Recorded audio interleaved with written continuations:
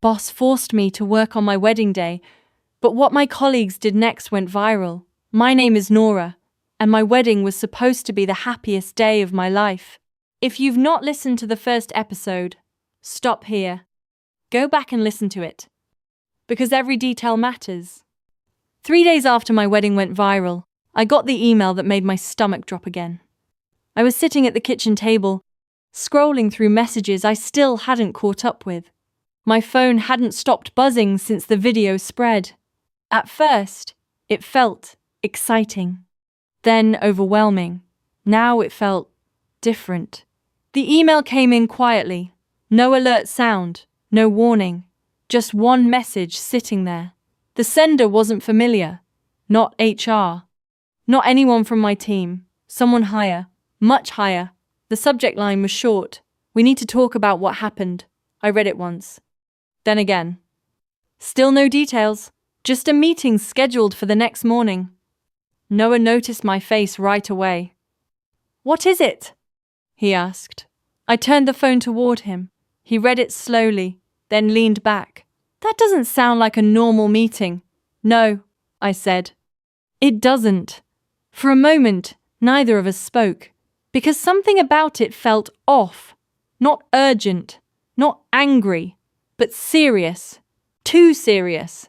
And deep down, I felt it before I could explain it. This wasn't about the video anymore. This was about something else. Something bigger. That night, I couldn't sleep. Not because I was excited, because something didn't feel right. Every time I closed my eyes, my mind replayed the wedding. The moment I opened the conference room door. The shock. The relief. The happiness. But then the images started to change. The messages. The comments. The ones I didn't fully pay attention to before. "You're not the only one. This has been happening for years." At first, I thought they were just reactions. Now, I wasn't so sure. I grabbed my phone again. New messages had come in. One stood out immediately. "Be careful who you trust." I stared at it. My chest tightened. Before I could respond, another message appeared. They already knew. I sat up instantly. "Knew what?" I whispered. No reply, just silence. And suddenly, the room didn't feel as safe as it did a few minutes ago. The next morning, everything felt heavier. Getting dressed felt slower. Even simple things took more effort. Noah watched me quietly. "You're thinking too much," he said. "I know." I replied. "Then don't go alone. I have to." He didn't argue. He just nodded. "Call me after," he said. "I will." The office building looked the same, but stepping inside felt completely different. People noticed me right away, more than before. Not just curious, watching, whispering. That made my stomach turn. At the front desk, I gave my name. The receptionist paused for a second, then said, "They're expecting you upstairs." Not HR. Higher. Again. That same feeling returned. When I reached the office door, it was already slightly open. "Come in," a voice said. I stepped inside and immediately realized this meeting was not what I expected. There were 2 people in the room, not one. That was the first thing that felt wrong. The second, they already had a file open with my name on it. "Thank you for coming, Nora," one of them said. I nodded slowly. "Please sit." I sat down, trying to stay calm. "We'll be direct," the other said. "That would help," I replied. They exchanged a quick look. Then one of them pushed a folder toward me. "Before we continue, we need you to see something." My hands felt cold as I opened it. At first, it looked familiar. Emails, requests, schedules. But then, I noticed something. These weren't just recent. Some of them were old. Very old. Months. Even a year back.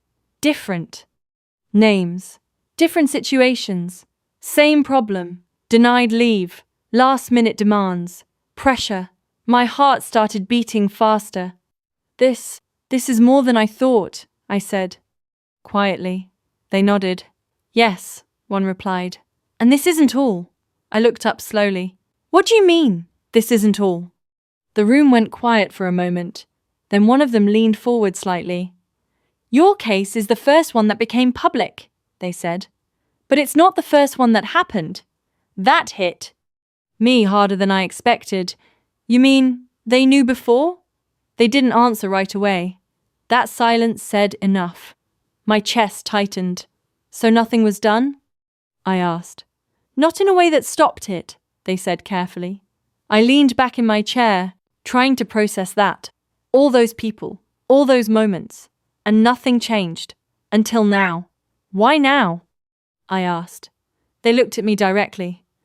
Because now people are watching. When I left the meeting, I didn't feel relieved. I felt unsettled.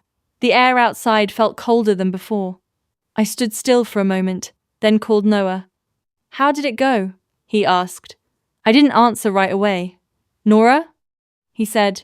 It's worse than we thought. I explained everything. The reports, the timeline, the fact that this had been happening long before me. There was a long pause. So they... I knew, he said. Yeah. And they didn't stop it. No. Another pause. Then he asked something that stayed with me. So what are you going to do now? I looked around. At people walking. At a normal day. I don't know yet, I said. But deep down, I knew I couldn't walk away anymore. That evening, I opened my messages again, but this time, I read them differently. Not as comments, not as reactions, as evidence, patterns, truth. One message stood out. You should stop before it gets worse. I froze. Another one came. They don't like attention. My hands tightened around my phone. This wasn't support anymore. This felt like a warning. The next day, I met Leo and Nina again. But this time, the conversation felt heavier. I think this goes deeper than we thought, I said. Leo frowned. How deep? I hesitated. Deep enough that people knew and didn't fix it. Nina looked shocked. That's not just bad management, she said. No, I replied. It's a system problem. Silence filled the table. Then Leo said quietly, So what happens if you keep pushing this? I looked at both of them, and for the first time, I didn't have a safe answer. That night, I couldn't shake the feeling that something had changed, not just outside, inside me. I sat at the kitchen table again, staring at my phone, the same place where everything seemed to begin. But now, the messages felt different, heavier, more serious, less supportive, more careful. I opened a new message and typed slowly. If you've experienced something similar, you can share it with me. I will keep it private. I hesitated. Then I added one more line. You're not alone. I pressed send. For a moment, nothing happened. Then my phone buzzed. One message, then 3, then 10. But this time, the tone was different, more detailed, more specific, more careful, like people were choosing their words very slowly. That's when I noticed something strange. Some messages were deleted, seconds after they were sent. I stared at the screen. Why would someone send something and then remove it immediately? Unless they were afraid someone else might see it. By morning, I had dozens of new messages, but one stood out more than the others. It wasn't long, it wasn't emotional, it was direct. They monitor internal complaints. My heart skipped. I read it again, then again. Before I could reply, it disappeared, deleted, just like the others. I sat there, staring at the empty space on my screen. No name, no trace, nothing. I leaned back slowly, my thoughts racing. If that message was true, then this wasn't just about bad decisions. It was something more controlled, something more organized. And suddenly, everything felt different, because now, it wasn't just about speaking up. It was about who was listening. I met Leo and Nina again that afternoon. This time, I didn't wait. I think something bigger is going on, I said. Leo frowned. Bigger how? I showed them my phone, the messages, the deleted ones, the warning. Nina's expression changed immediately. That's not normal, she said. No, I replied. It's not. Leo leaned forward. Do you think someone's watching this? I hesitated. I don't know, I said. But it feels like people are scared. That was the part that mattered. Not just the stories, the fear behind them. Nina crossed her arms. If people are deleting messages, that means they don't feel safe. Leo nodded slowly. And if they don't feel safe, he didn't finish the sentence. He didn't have to, because we all understood what it meant. Later that evening, I got another email. This one was different. No subject line, just one sentence. Stop digging into this. My heart started racing. I looked at the sender.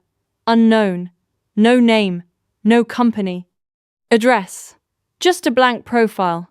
I showed it to Noah immediately. His face changed. That's not okay, he said. I know. Are you going to report it? To who? I asked. He didn't answer, because we both knew that was the problem. That night, I barely slept again. But this time, it wasn't confusion. It was tension. Real tension. Every sound felt louder. Every thought felt sharper. I kept thinking about that message. Stop digging into this. Not, please, not be careful. Just stop. That wasn't advice. That was a warning. And it made one thing very clear. I was getting too close to something. The next morning, I made a decision. I wasn't going to stop, but I was going to be careful, very careful. I went back through every message I had saved, looking for patterns, looking for connections, and then I noticed something. A few messages mentioned the same department, different people, different times, same place. I circled it. That couldn't be a coincidence. I didn't sleep that night. Not even for a minute, because one thought kept repeating in my mind. If someone removed those reports, then they were still active, still watching, still involved. The next morning, I opened my phone before I even got out of bed, and there it was, a new message. You weren't supposed to find that. My chest tightened instantly. I stared at the screen, my hands suddenly cold. No name, no profile, nothing, just that one sentence. Then, right in front of me, it disappeared, deleted, like it was never there. I sat up slowly, my heart racing, because that wasn't a guess anymore. That was confirmation. Someone knew what I was doing, and they didn't want me to keep going. At the office, everything felt different again. Not lighter, not better, tighter, like something invisible had changed. I walked past the same department I had noticed before, but this time, I paid closer attention.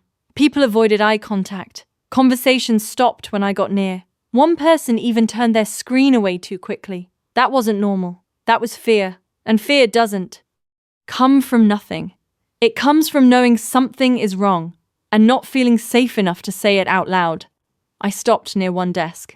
Hey, I said quietly. The person looked up, surprised. You're okay, I added. You can talk. They hesitated, then shook their heads slightly. Not no, not yes, just not safe. That told me everything. That afternoon, I got another message. This one stayed. For what it's worth, I didn't delete them. I stared at it, then typed back quickly. Who did? There was a pause, long enough to make my heart race. Then the reply came. Someone above your manager level. I felt my chest tighten. Why are you telling me this? I asked. Another pause. Then, because someone should know the truth. I leaned back slowly. You work here, I typed. Yes. Are you safe? No reply. Just silence. And that silence said more than anything else. The next meeting felt heavier than any before. I didn't wait this time. Someone removed reports, I said. Immediately, the room went still. We're aware, one of them said. That made my stomach drop. You knew? I asked. They didn't answer right away.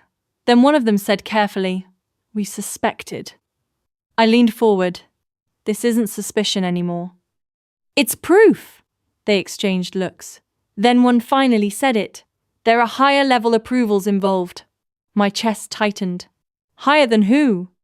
They paused, then answered, "Higher than your department." And just like that, everything got bigger. I left the room with one clear realization. This wasn't just a bad manager. It wasn't even just one department. It was a system. A system where pressure was normal, where complaints were managed, not solved, and where, when things got too close to exposure, they disappeared. Literally, deleted, removed, hidden. I stood in the hallway for a moment, trying to steady myself.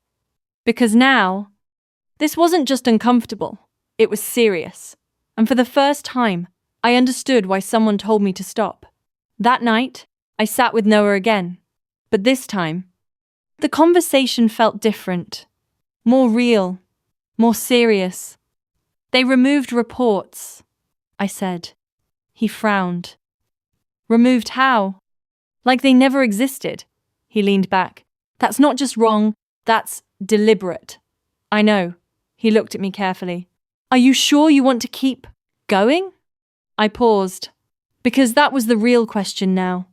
Not what's right, but what's safe. I took a slow breath. "No," I said honestly. Then I looked at him. "But I'm going to anyway." 2 days later, everything changed again. The company released a new statement. This one wasn't careful. It wasn't quiet. It was direct. An official investigation. Independent reviewers. Immediate leadership. Changes. And one line that stood out to everyone. "We have identified gaps in internal reporting systems." Gaps. I almost laughed when I read that, because I knew what that meant. Not gaps, removals. But still, it was happening. And this time, it wasn't being hidden.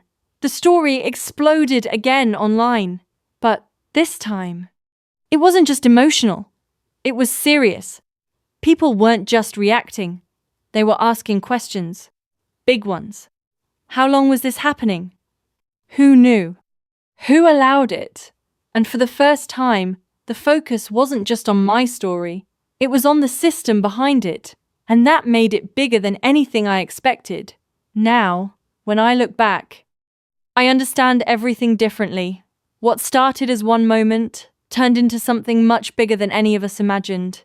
It wasn't just about my wedding. It wasn't just about one boss. It was about something that had been hidden for a long time.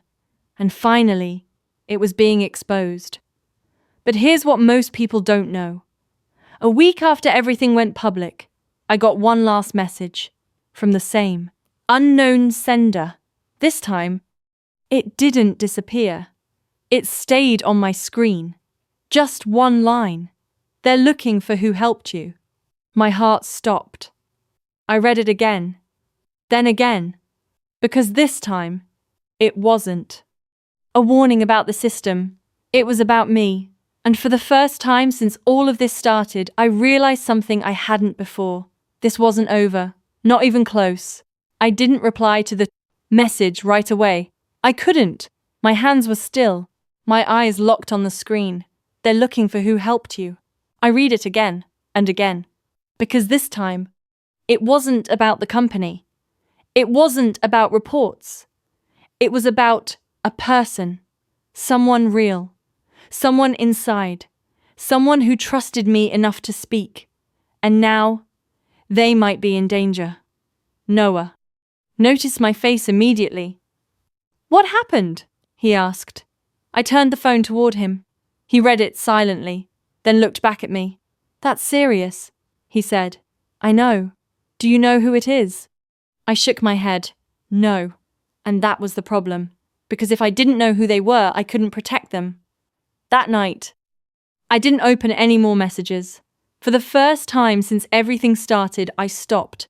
Not because I wanted to, because I had to think. This had crossed a line. Before, it was about truth. Now, it was about risk. Real risk. I sat in silence, staring at nothing. One question kept repeating in my mind. Did I just make things worse for someone else? The next morning, I walked into the office slowly. Everything looked normal. Too normal. That made it worse, because now I knew something was happening underneath. I passed the same department again, but this time, I noticed something new. 2 desks were empty. Not messy, not cleared, just unused. Like someone had left suddenly. My chest tightened. That couldn't be a coincidence. I went straight to Nina. Did anyone leave recently? I asked. She frowned. What do you mean? In the last few days? Anyone missing? She thought for a second. Actually, yeah. My heart skipped. Who? She hesitated. 2 people from that team didn't come in yesterday. Did they say why? She shook her head. No notice. That wasn't normal. Not here. Not like this. Later that day, I got another message. This one came from the same unknown sender. They're starting with the lower levels. My heart started racing again. I typed back immediately. What does that mean? The reply came slower this time. Anyone connected to internal reports. I froze. Because that didn't just include one person. That could include many. And suddenly, this wasn't just about one leak anymore. It was about cleaning everything up. I didn't wait. I went straight to Leo. 2 people didn't show up, I said. He looked up immediately. From which team? I told him. His expression changed fast. That's not normal, he said. I know. He leaned closer. You think it's connected? I hesitated. I don't want to assume, but it feels like it. Leo didn't respond right away. Then he said quietly, if it is, then this just got serious. The rest of the day felt strange. Not loud, not chaotic, just controlled. Like everyone was acting normal on purpose. I noticed more than before. Managers walking around more often, longer conversations behind closed doors, quick glances, lower voices. Something was happening, and people knew it. They just weren't saying it out loud. That evening I got another message. You need to be careful. I stared at it, then typed back, are they going to fire people? The reply came quickly this time. Worse. My chest tightened. What does that mean? I typed. There was a long pause. Then, they're trying to find the source. I leaned back slowly, because that confirmed it. This wasn't about fixing anything anymore. It was about control. That night, I couldn't sit still. I kept thinking about the missing employees, the messages, the warnings, and one question kept coming back. What if the person helping me was one of them? I grabbed my phone again. Are you okay? I typed. No reply. Minutes passed. Then an hour. Nothing. And that silence felt louder than anything else.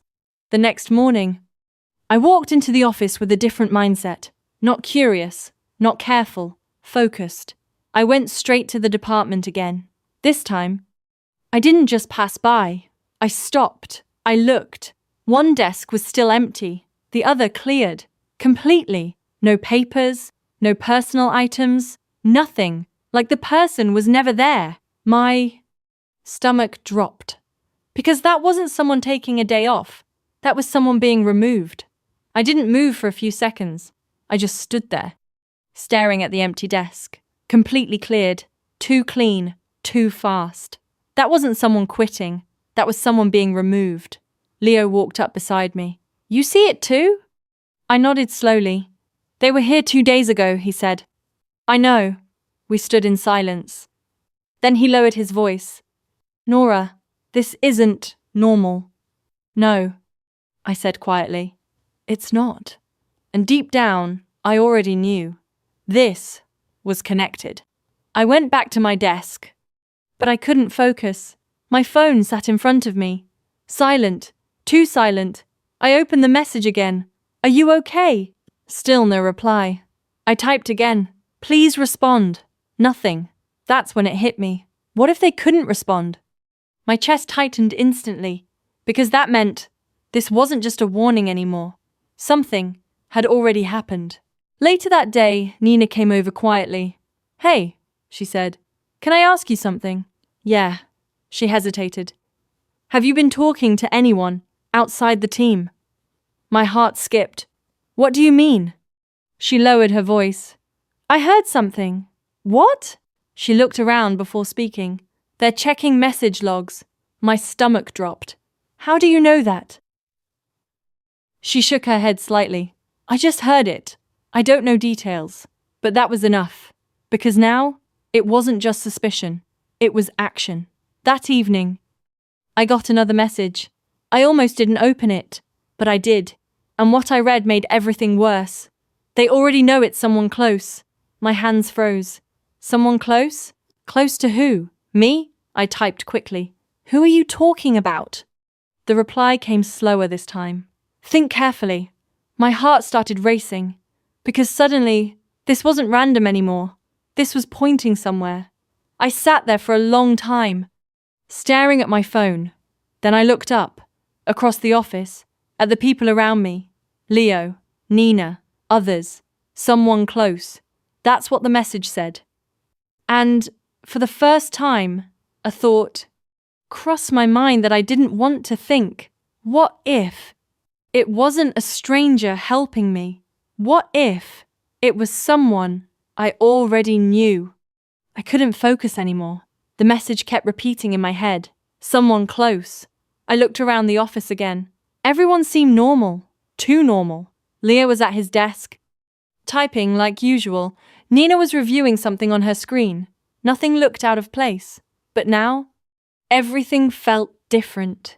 Because I wasn't just looking at co-workers anymore. I was looking for answers. And one of them was hiding something. That evening, I asked Leo to stay back. "I need to talk to you," I said. He nodded, serious. "What's going on?" I hesitated. Then I said it. "I think the person helping me is someone here." He didn't react right away. Then he asked quietly, "Do you know who?" I shook my head. "But I think they're close." Leo leaned back slowly. "That's risky," he said. "I know. And if they're right about checking..." He didn't finish, because we both understood. Whoever it was, they were in danger. Later that night, I got another message. This one came fast. "They're narrowing it down." My chest tightened. "To who?" I typed. The reply came almost instantly. "To your team." I froze. My team? That meant Leo, Nina, or someone right next to me. I stared at the screen, my heart racing. Because now, this wasn't a possibility anymore. It was real. The next morning, everything changed again. HR sent out a notice. Mandatory review meetings. One by one. Private. No details, just time slots. Leo got one, then Nina, then me. I stared at the dough. Email. Because this wasn't random. This was it. They were starting. Leo went first. He came back quiet. Too quiet. "What did they ask?" I said. He shook his head. "General questions," he replied, but his tone didn't match. "You're not telling me everything," I said. He looked at me for a moment, then said quietly, "They asked about you." My chest tightened. "What about me?" "Your messages, your contacts." The room felt smaller, because now I wasn't just part of the story. I was part of the investigation. Nina went next. When she came back, she looked shaken, more than Leo. "They're serious," she said quietly. "What did they ask you?" I asked. She hesitated, then answered, "They asked if I've been helping you." My heart dropped. "And?" I said no. She looked at me. But they didn't believe me. When it was my turn, I walked in slowly. The room felt colder than before. 3 people sat across from me. Same calm faces, same controlled tone. "We just have a few questions," one said. I nodded. "Have you been communicating with anyone internally about this matter?" I paused, then answered carefully. "I've received messages. They exchanged a look. From who? I don't know. That part was true, but it didn't feel like enough, because I could feel it. They were watching every word. After the meeting, I didn't go back to my desk. I went outside. I needed air. My phone buzzed. I froze before even looking at it. Then I opened it, and everything stopped. The message said, "It's me!" My heart started racing. Who? I typed immediately. There was a pause. Then, check behind you tomorrow. The next day, I walked into the office slowly. Everything felt sharper. Every sound, every movement, every face. I sat down at my desk and waited. Minutes passed. Then I heard it. A chair moved behind me. I turned slowly and froze. Because standing there was someone I never expected. I stared at them, my mind struggling to catch up, because out of everyone, I didn't think it would be them. Not after everything, not after all the conversations. They looked at me quietly, then said, I didn't have a choice. My heart was still racing. Why didn't you tell me? I asked. They shook their head. Because they were already watching. Silence filled the space between us. Then they added one sentence that changed everything again. This was just the moment everything became real. And now, they know it was me. My chest tightened, because this wasn't the end, not even close. This was the moment everything became real. The moment there was no turning back. Watch out for the final episode, the shocking conclusion of my story. Thank you for listening.